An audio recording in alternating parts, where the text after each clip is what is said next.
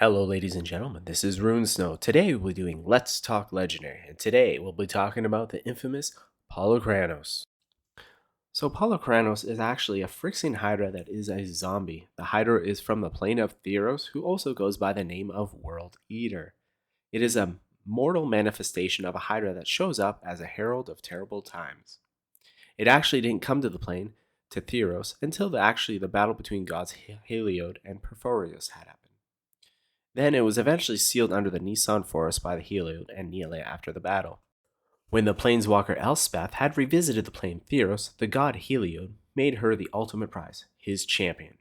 As a result of Heliod doing so, tasked Elspeth to destroy the Hydra. Elspeth was able to defeat Polukranos with a sword spear God sent. This weapon was actually crafted by Heliod. When Polukranos had died, it went to the underworld, but sadly escaped during the War of the Gods. Also, Polukranos escaped during New Phyrexia's invasion of the multiverse as well, where it would be continued to devour everything.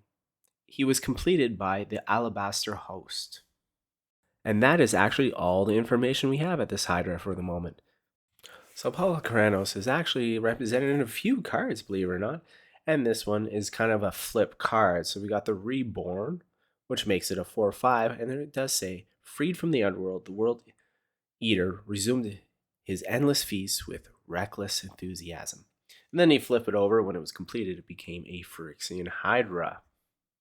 And this card you've seen throughout the video is from Theros Beyond Death, and it is basically comes in with 6+1/+1 counters, or it can become with Escape with 12+1/+1 counters. And I really like the picture of this card for Polukranos.